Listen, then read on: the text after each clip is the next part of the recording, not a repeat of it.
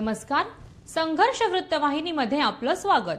घेऊया ठाणे आणि आसपासच्या परिसरामधील घडणाऱ्या महत्त्वाच्या घडामोडींचा आढावा. आदरणीय राहुल गांधी यांची भारत जोडो न्याययात्रा मणिपूर ते मुंबई अशी सुरू झाली. राहुल गांधी यांच्या भारत जोडो न्याययात्रेच्या समर्थनार्थ तलावपाली ठाणे येथे एका कार्यक्रमाचं आयोजन केलं होतं. या कार्यक्रमाचं आयोजन महाराष्ट्र प्रदेश काँग्रेस कमिटी अनुसूचित जाती विभाग उपाध्यक्ष नंदकुमार मोरे यांनी केलं होतं. या कार्यक्रमात भारत जोडो न्याययात्रा, जोडो जोडो भारत जोडो, न्याय का हक्क मिलने तक, डरो मत, संविधान अभी जिंदा है, राहुल जी आप संघर्ष करो, हम आपके साथ है अशा घोषणा देण्यात आल्या. या कार्यक्रमाच्या प्रसंगी बोलताना नंदकुमार मोरे म्हणाले की राहुल गांधी यांनी ही भारत जोडो न्याययात्रा आपल्या देशातील बेरोजगारी, महागाई, शेतकरी, कष्टकरी यांना व महिला भगिनींना न्याय मिळवून देण्यासाठी आपल्या भारत देशाच्या संविधानाच्या रक्षणासाठी सुरू केली आहे. या यात्रेला समर्थन देण्यासाठी या कार्यक्रमाचं आयोजन आम्ही केलं आहे.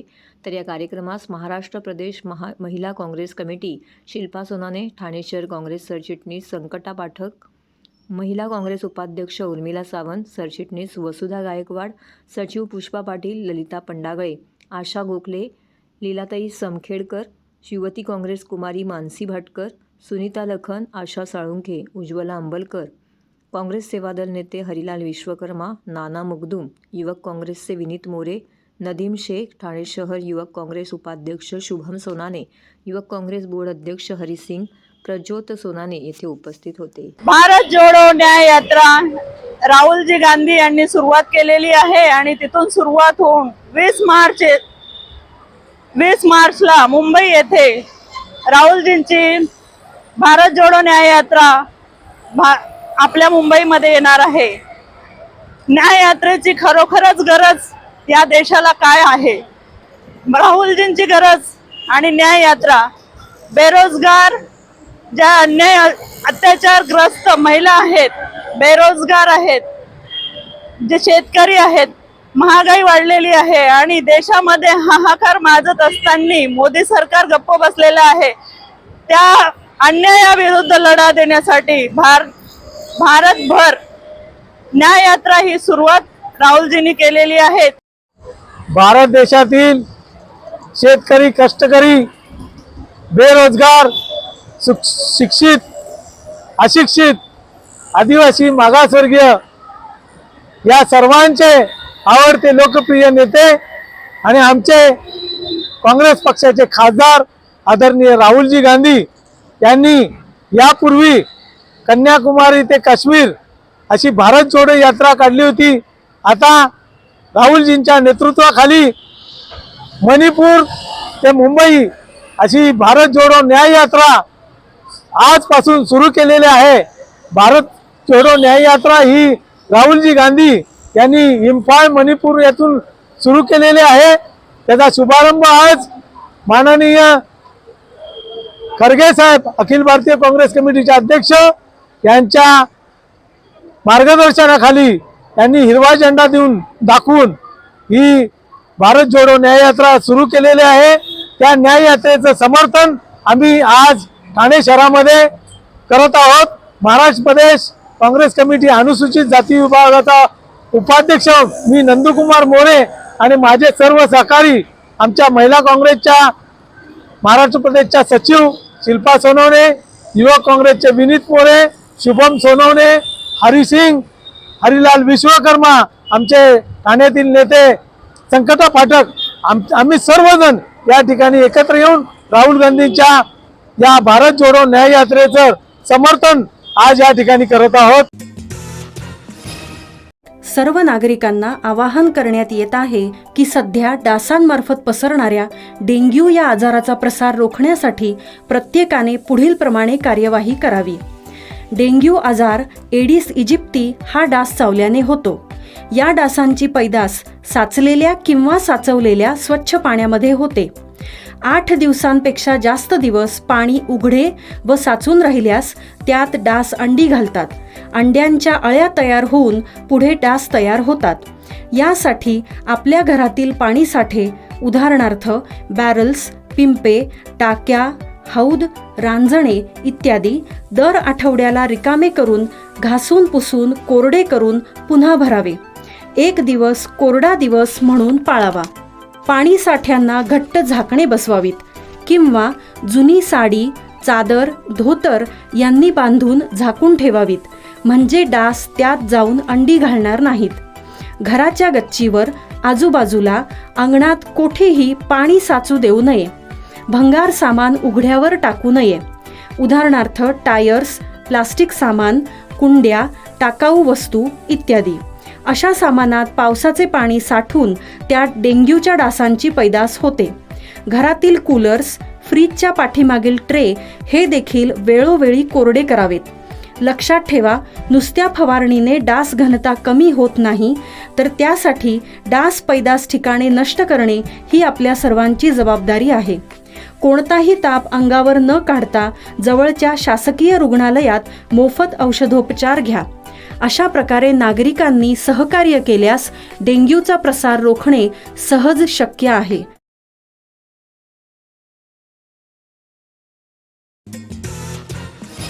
आनंद परांजपे आणि नजीबभाई यांनी होम मिनिस्टर कार्यक्रमाचे उत्कृष्ट आयोजन करून महिलांच्या आयुष्यात आनंदाचे क्षण आणले. महिलांनी होम मिनिस्टरला दिलेला उदंड प्रतिसाद याची साक्ष आहे.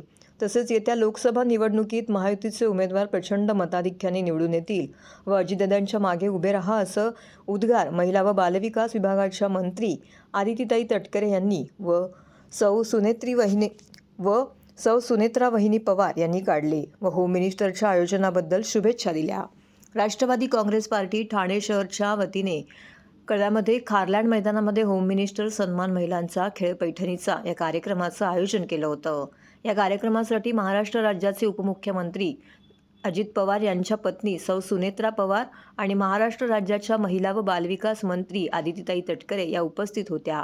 यावेळी ठाणे राष्ट्रवादी महिला काँग्रेसच्या अध्यक्षा वनिताताई गोतपगार, माजी नगरसेवक प्रकाश बर्डे, रीटा यादव, वहिदा खान, अंकिता शिंदे, अनिता किणे, उमेश पाटील तसेच जिल्हा सरचिटणीस प्रभाकर सावंत, राजनाथ यादव, तकी चेऊलकर, पल्लवी गीत, शिवसेनेच्या लता पाटील, श्याम पाटील इत्यादी मान्यवर उपस्थित होते. यावेळी आदितीताई तटकरे या बोलत होत्या. महिलांना घरच्या कामातून विश्रांती देत मनोरंजन करण्याचे आणि महिलांच्या आयुष्यात 2 क्षण आनंदाचे आणण्याचे महत्त्वपूर्ण काम होम मिनिस्टर कार्यक्रम करत असतो. यामुळे महिलांना होम मिनिस्टर कार्यक्रम खूप आवडतो. आज या महिलांचे अहो असते तर त्यांनाही महिलांचा हा उत्साह आणि आनंद पाहून समाधान वाटले असते. नजीबभाई आणि आनंदजी परांजपे यांनी अतिशय उत्कृष्ट कार्यक्रम आयोजित केला. महिलांनी होम मिनिस्टरला दिलेला उदंड प्रतिसाद ही याची साक्ष आहे. राष्ट्रवादी काँग्रेस पक्षाच्या महिला संघटनेच्या सर्व पदाधिकाऱ्यांनी या कार्यक्रमासाठी मेहनत घेतली. सर्व महिलांना मनापासून शुभेच्छा देत मकर संक्रांत आणि नवीन वर्ष हे सुखाचे व समाधानी जावो असे सांगून जसजशा निवडणुका जवळ येतील तसतसे विरोधकांकडून महायुती विरोधात वक्तव्य होतच राहतील, पण ज्या महायुतीच्या उमेदवारांना वरिष्ठ नेतृत्व संधी देतील त्यांना सर्व जनता मतदार विजयाचा कौल देऊन अधिकाधिक मताधिक्याने निवडून देतील असं मत आदितीताई तटकरे यांनी व्यक्त केले. तर महाराष्ट्र राज्याचे उपमुख्यमंत्री नामदार अजित पवार यांच्या पत्नी सौ सुनेत्रा पवार यांनी यावेळी बोलताना म्हटलं की आनंद आणि नजीब यांनी होम मिनिस्टर कार्यक्रम आयोजित करून मनोरंजनाच्या माध्यमातून महिलांच्या आयुष्यात विरंगुळा निर्माण केला आहे. मकर संक्रांतीच्या निमित्ताने व जिजाऊ जयंतीच्या निमित्ताने आयोजित या कार्यक्रमात उपस्थित सर्व महिलांना शुभेच्छा देते आणि अजितदादांच्या पाठीशी भक्कमपणे उभे राहा असं आवाहन देखील त्यांनी केलं. खरं तर होम मिनिस्टरचा कार्यक्रम महिलांना नेहमीच आवडत असतो आणि आज नजीबभाई आणि आनंद परांजपेजींनी एक अतिशय उत्कृष्ट कार्यक्रम या ठिकाणी आयोजित केला. राष्ट्रवादी काँग्रेस पक्षाच्या महिला संघटनेच्या सर्व पदाधिकाऱ्यांनी या कार्यक्रमासाठी मेहनत घेतली आणि उदंड असा प्रतिसाद महिलांचा या होम मिनिस्टरच्या कार्यक्रमाला मिळालेला आहे. मी आलेल्या सर्व सहभागी झालेल्या महिलांना मनापासूनच्या शुभेच्छा देते. मकर संक्रांतीचं आणि हे नवीन वर्ष त्यांना सगळ्यांनाच सुखदायी निरोगीमय जावो अशीच मी या निमित्ताने त्यांना शुभेच्छा. मला वाटतं आज त्यांची या परिसरामध्ये सभा होती. खरं तर मी आज सकाळपासून बदलापूरला कार्यक्रमाला होते आणि त्याच्यानंतर इथे आणि आणखीन एक आमदार प्रताप सरनाईकजींचे इथे एक कार्यक्रम आहे. त्याच्यामुळे जशा निवडणुका येतील तशा अशा पद्धतीचे वक्तव्य होतच राहतील. पण मी या निमित्ताने एवढं सांगू इच्छिते की महायुतीचे जे उमेदवार आहेत ते निश्चितपणाने ज्यांना वरिष्ठ नेतृत्व संधी देतील ते उमेदवार नक्कीच सर्व जनता, सर्व मतदार बंधू भगिनी हे त्यांना कौल देऊन अधिकाधिक मताधिक्याने त्यांना निवडून आणतील. TJSB सौर शक्ती कर्ज. Go green. करा वीज बिलावर बचत. आकर्षक व्याजदर, 84 महिने परतफेड कालावधी, 80% लोन, व्यावसायिक आणि उद्योजकांकरता सुद्धा. अधिक माहितीसाठी तुमच्या जवळच्या शाखेला भेट द्या किंवा संपर्क साधा. 1800-223-466 आणि 1800-266-3466.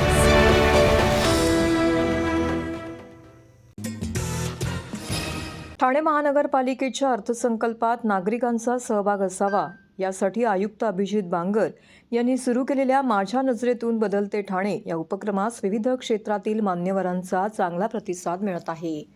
या उपक्रमाचे तिसरे सत्र ठाणे शहरातील तज्ज्ञ डॉक्टरांच्या उपस्थितीत नुकतेच पार पडले. शहरात झालेल्या सौंदर्यीकरणामुळे ठाण्याचे रूप आणि अधिक मोहक वाटत असून या बदलाचे ठाणेकरांकडून कौतुक होत आहे. परंतु ठाणे शहर हे आरोग्याच्या दृष्टीनेही सुदृढ बनवणे देखील तितकेच गरजेचं असून याची सुरुवात ही लहान मुलांपासून व्हावी यासाठी महापालिकेने तज्ज्ञ डॉक्टरांच्या सल्ल्याने आरोग्यासाठी आवश्यक असलेल्या बाबींबाबत होर्डिंग्सच्या माध्यमातून जनजागृती करावी. उच्च वैद्यकीय शिक्षण सुविधा उपलब्ध व्हावे यासाठी महाविद्यालय उभारावे. तसेच महापालिकेची जी कार्यरत आरोग्य केंद्रे व रुग्णालय आहेत त्या ठिकाणी खाजगी डॉक्टरांना सेवा देता यावी यासाठी वेळ ठरवून द्यावी अशा सूचना या चर्चासत्रामध्ये शहरातील तज्ज्ञ डॉक्टरांनी केल्या. आयुक्त अभिजित बांगर यांच्या अध्यक्षतेखाली पार पडलेल्या या चर्चासत्रात इंडियन मेडिकल असोसिएशनचे ठाणे शाखेचे अध्यक्ष डॉक्टर महेश जोशी, सचिव डॉक्टर सुनील बुदलानी, खजिनदार doctor Meenal Gadgil, ENT surgeon doctor Pradeep Uppal, medicine विभागाचे अध्यक्ष डॉक्टर अमित सराफ, IMAचे महाराष्ट्र सदस्य doctor Santosh Kadam, doctor MP Shah, Rajiv Gandhi medical महाविद्यालयाचे स्त्रीरोग तज्ज्ञ डॉक्टर जयनारायण सेनापती, डॉक्टर मनीषा घोष इत्यादी सहभागी झाले होते. ठाणे शहरातील नागरिकांचं आरोग्य सुदृढ असावे यासाठी ठाणे महानगरपालिकेने पुढाकार घेऊन विभागावरती खाजगी व सरकारी रुग्णालयाचा समूह तयार करावा. या माध्यमातून नागरिकांमध्ये आरोग्यविषयक जनजागृती करावी. यामध्ये प्रामुख्याने दैनंदिन आहार कसा असावा, कोणते पदार्थ खावेत आणि खाऊ नये याची माहिती सातत्याने द्यावी. सदरची माहिती नागरिकांपर्यंत पोहोचवण्यासाठी आकर्षक पद्धतीने फलक लावून त्यावर स्लोगन द्यावेत. निश्चितच हे माध्यम फायदेशीर ठरेल. तसेच लहान मुलांना देखील याची माहिती मिळेल असं मत डॉक्टर प्रदीप उप्पल यांनी व्यक्त केलं. पंतप्रधान नरेंद्र मोदी यांना सलग तिसऱ्या वेळी पंतप्रधान करण्याबरोबरच लोकसभेच्या जिल्ह्यातील 3 जागा जिंकण्याचा निर्धार महायुतीच्या मेळाव्यात करण्यात आला. केंद्रीय राज्यमंत्री कपिल पाटील, सार्वजनिक बांधकाम मंत्री रवींद्र चव्हाण, खासदार श्रीकांत शिंदे, राष्ट्रवादी काँग्रेसचे प्रमोद हिंदुराव यांच्यासह महायुतीच्या जिल्ह्यातील प्रमुख नेत्यांनी एकमुखाने व एकदिलाने कार्य करण्याचा निर्धार करीत विजयाचा एल्गार केला. ठाण्यातील छत्रपती शिवाजी महाराज मैदानावर झालेल्या भव्य मेळाव्याला जिल्ह्यातील महायुतीच्या आमदारांसह मोठ्या संख्येने पदाधिकाऱ्यांची उपस्थिती होती. या मेळाव्याला भाजप, शिवसेना, राष्ट्रवादी काँग्रेस, रिपब्लिकन पक्ष, PRP, बहुजन विकास आघाडी, JSS, RSP, PJP, स्वाभिमान, रयत क्रांती संघटना, भीमसेना, बरी एकता मंच, रिपब्लिकन पक्ष, शिवसंग्राम इत्यादी 15 पक्षांच्या पदाधिकाऱ्यांसह कार्यकर्त्यांची उपस्थिती होती. यावेळी माजी खासदार विनय सहस्त्रबुद्धे यांनी रामभक्ती ही राष्ट्रभक्ती असल्याचं नमूद करीत उपस्थित सर्व कार्यकर्त्यांना श्रीराम प्रतिज्ञा दिली. भाजपाचे आमदार निरंजन डावखरे यांनी मेळाव्याचं नियोजन केलं होतं. केंद्रीय राज्यमंत्री कपिल पाटील यावेळी म्हणाले की दिल्लीचेही तख्त राखतो महाराष्ट्र माझा. या महाराष्ट्र गीतातील ओळी आपल्याला लोकसभा निवडणुकीत प्रत्यक्षात आणायच्या आहेत. पंतप्रधान नरेंद्र मोदींवर जनतेचा विश्वास आहे. किसान सन्मान, आयुष्यमान भारतसारख्या अनेक सरकारी योजनांमधून जनतेचे जीवनमान बदललेले आहे. 2019मध्ये देवेंद्र फडणवीसांच्या पाठीत खंजीर खुपसलं नसतं तर 10 वर्ष ते मुख्यमंत्री राहिले असते. आता विरोधी आघाडीला जागा दाखवण्याची वेळ आली आहे. त्यासाठी महायुतीच्या कार्यकर्त्यांनी एकदिलाने कार्य करावे. तसेच येत्या एप्रिल महिन्यात लोकसभा निवडणुकीचे शिवधनुष्य कार्यकर्त्यांनी पेलावे असं आवाहन मंत्री रवींद्र चव्हाण यांनी यावेळी केलं. महाविकास आघाडीच्या 2.5 वर्षात झाली नाही तेवढी कामं अवघ्या 1.5 वर्षात झाली, तर 70 वर्षात न झालेले राम मंदिरासह सर्व प्रमुख कार्य 10 वर्षात झालं आहे. अशा शब्दात खासदार श्रीकांत शिंदे यांनी पंतप्रधान नरेंद्र मोदीच्या राजवटीचे कौतुक केले. तर भविष्यात ठाणे जिल्ह्याला सुगीचे दिवस येणार असून मुरबाड रेल्वे, भाई कोतवाल व हिराजी पाटील यांचं स्मारक आणि शेतकऱ्यांच्या प्रश्नाला प्राधान्य देण्याची विनंती प्रमोद हिंदुराव यांनी केली आहे. यावेळी महायुतीतील घटक पक्षांचे माजी आमदार आप्पा शिंदे, नामदेव भगत, भास्कर वाघमारे, प्रमोद टाले, गुलाब दुबे यांचीही भाषणे यावेळी संपन्न झाली. ह्या 2024च्या निवडणुकीमध्ये 100% महायुतीचा विजय झाल्याशिवाय राहणार नाही. तर हे होतं संघर्ष वृत्तवाहिनीचं आजचं बातमीपत्र. उद्या पुन्हा भेटू याच वेळी याच ठिकाणी ताज्या घडामोडींसह. तोपर्यंत नमस्कार.